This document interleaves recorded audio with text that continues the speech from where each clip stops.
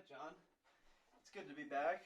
We haven't been together in a few months here. No, exactly, and you're a year older now. A year older, a year wiser, perhaps. Who knows? It would be nice to think that age and wisdom can. I don't find it myself. I think I get more stupid. Regressing Benjamin Button style? Yeah, well, exactly. Well, we're here today because we've been confined for months, and we were chatting a couple weeks ago about another time that Paris was forced to go to extreme lengths to feed itself and to keep occupied.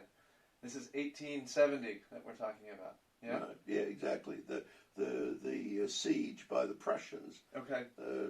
Napoleon III had taken France to war with the Prussians. A very bad idea. Okay. Given how good the Prussians were. Prussians wiped the floor with the French, and then besieged Paris.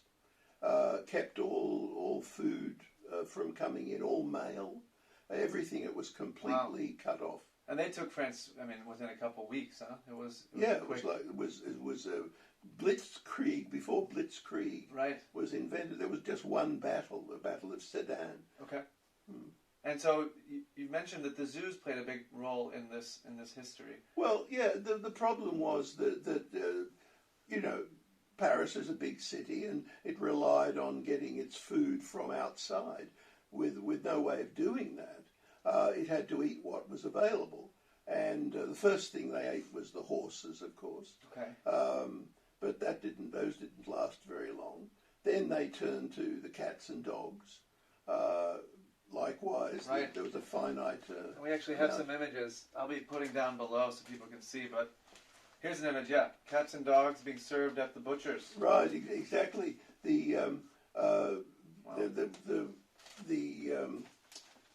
In this etching, you'll see a couple going to the butcher, and the butcher saying, "Well, unfortunately, we don't even have any cats," and points to all these racks which are just covered with cat skins from the cats that have been eaten. Which would have been used perhaps for a pair of gloves, maybe, or. Well, presumably, yeah. Okay. The French don't waste anything. Anyway, after they'd eaten their way through that, the zoo could no longer feed its animals, and so sold them off as livestock, and they were bought mostly by large butchers, who then sold them on to the restaurants and so on. And it's an extraordinary moment, because for the first and last time, people in Paris are confronted with eating elephant, alligator, snake, all these things, and of course the great cooks sort of thought of it as a challenge, and out of this came some quite extraordinary menus. The most remarkable was one prepared at the restaurant called Voisin. Okay. Very elegant. Does that still exist, the Voisin? Oh, yeah, it's still around. But those days it was the absolute tops of haute cuisine. And the chef took it as a challenge to prepare a meal using all of these ingredients. He specially arranged it for the 199th day of the siege. Wow. It was meant to say, for 200 days we've hung on and we're still eating well. And who are his clients at this point? I mean? Well, they were the wealthiest people in Paris, and also a lot of journalists.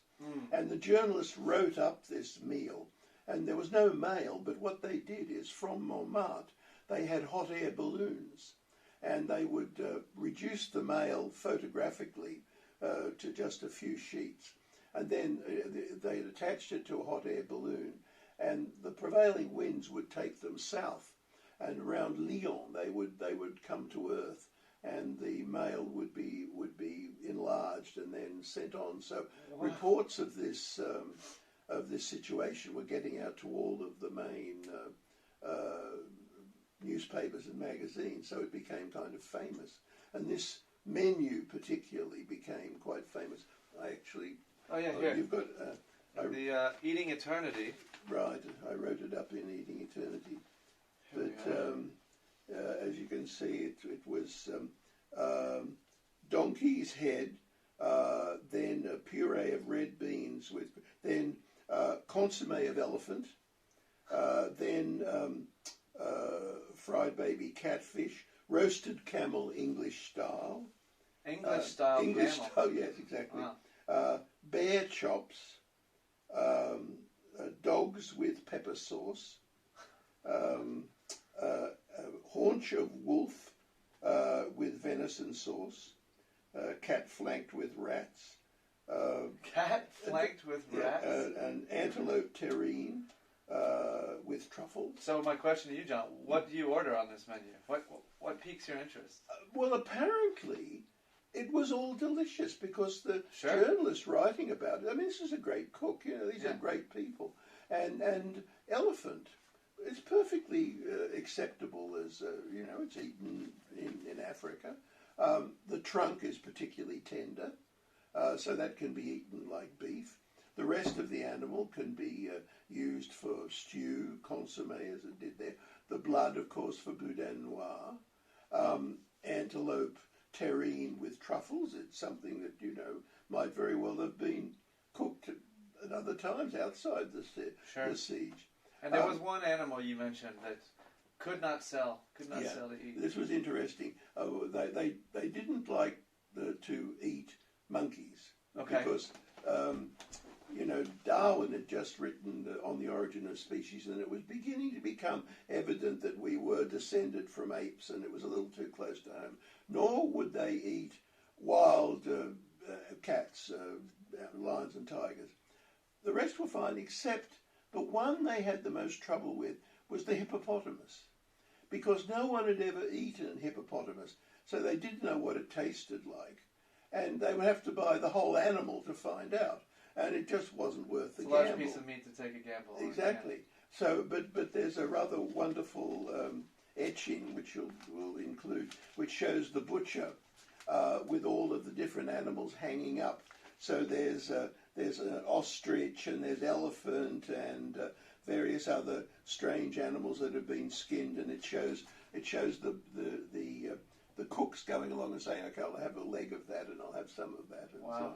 So typical French, you know, to sort of make a virtue of necessity. Sure. I mean, that's a fascinating history. Next time we may chat about the Paris Commune that so many people have spoken about in the past. So, Exactly. 1871, the French rise up against